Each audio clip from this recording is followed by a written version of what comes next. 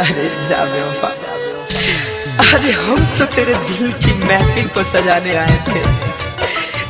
तेरी कसम तुझे अपना बनाने आए थे।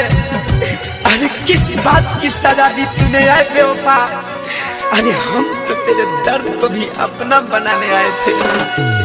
जाता दूता जाए करे जा, जिंदगी में कबहू अइहाना। जाता दूता जाए करे जा, जिंदगी में कबहू अइहाना। हम तोहरा के याद करब तो, हम तोहरा के याद करब तो, तू हम याद में अइहाना। जाता रूता जाए करे जा, जिंदगी में कबहू अइहाना। जाता रूता जाए करे जा, जिंदगी में कबहू अइहाना। अरे कुछ तो लगे दिल पे जख्म इतने गहरे थे, उसमें भी तेरे अश्कों के पहरे थे। अरे तेरे ठुकराने के बाद तो हमें मर ही जाना था, पर हम इस दुनिया में तेरे लिए कोई प्यार की याद न करी हो। याद में बहुत रोवेला, तरफ तरफ के दोनों रे अखिया, खून के आंसू बहावेला। हो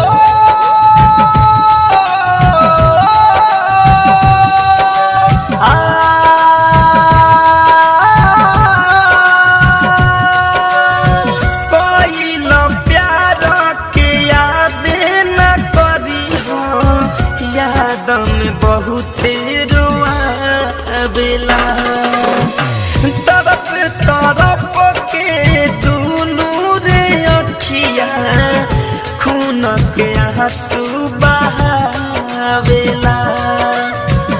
बार बार याद करके प्यार वाली बात करके, दिलावा पे चोट लगई हो ना। जाता दूता जाए करे जा, जिंदगी में कबहू अइहाना। अरे हम भी कभी मुस्कुराया करते थे, उजले चमन में खिलखिलाया करते थे। अरे उसी दिए ने मेरे हाथ के लकीर को जला दिया, जिस दिए को हवा से बचाया करते थे।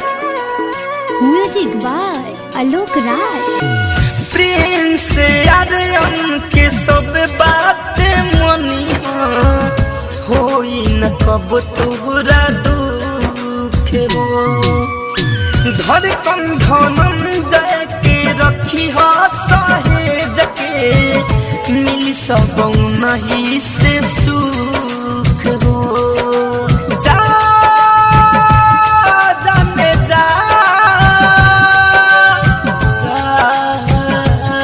जाने जा।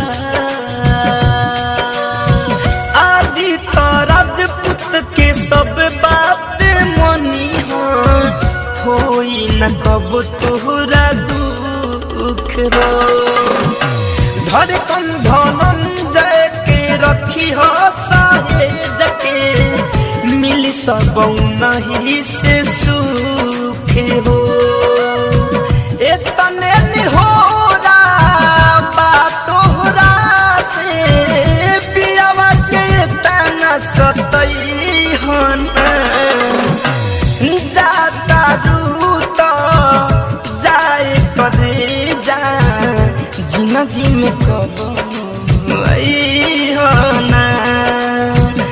जाता दूता जाए करे जा, जिंदगी में कबहू अइहाना।